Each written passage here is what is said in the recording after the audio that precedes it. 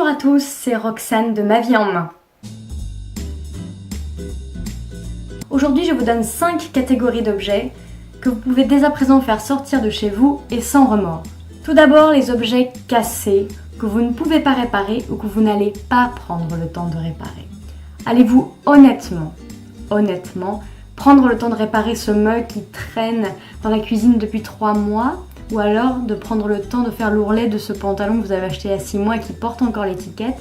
Vous méritez de consacrer vos pensées à des choses qui en valent vraiment la peine. Vous n'avez ni le temps ni la place à consacrer des objets dont vous aurez la flemme de vous occuper. Si vous voulez réellement réparer ces objets, fixez-vous une date limite après laquelle vous vous engagez à vous débarrasser de l'objet si vous ne l'avez pas réparé.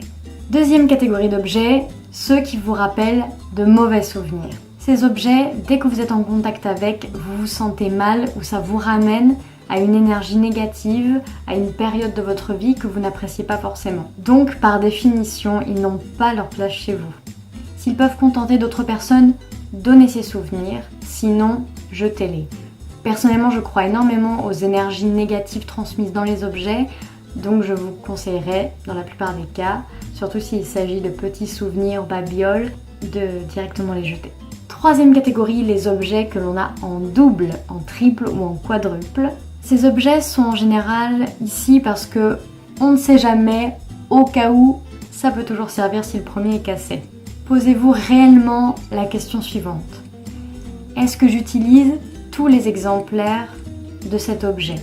Si la réponse est sincèrement non, dans ce cas, conservez uniquement l'objet dont vous vous servez, l'exemplaire que vous préférez. Quatrième catégorie, les cadeaux qu'on nous a offerts, que l'on n'aime pas, dont on ne se sert pas, mais qu'on garde par acquis de conscience pour ne pas vexer, blesser la personne qui nous les a offerts. Pensez-vous réellement que la personne qui vous a offert ce cadeau ou ces cadeaux serait heureuse de savoir que vous les conservez uniquement pour ne pas les vexer?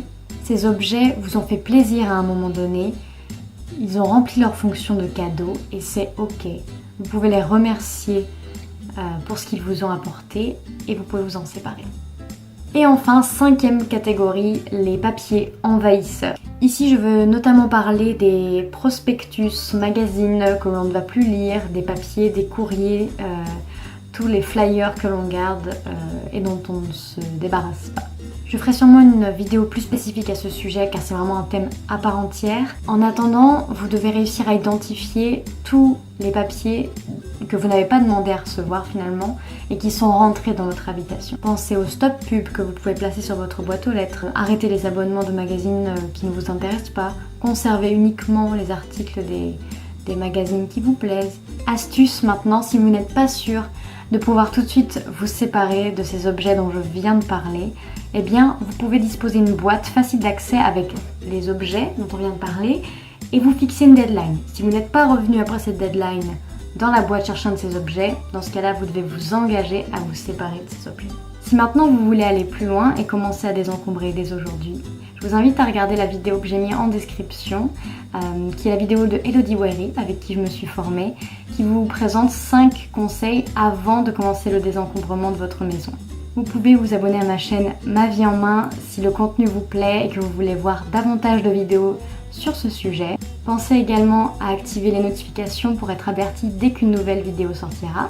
Vous retrouverez également en description mes réseaux sociaux sur lesquels vous pouvez me suivre et avoir davantage d'astuces pour désencombrer, organiser votre intérieur dans le but de vous sentir mieux. Les commentaires sont là si vous souhaitez faire des suggestions et je vous dis à très vite.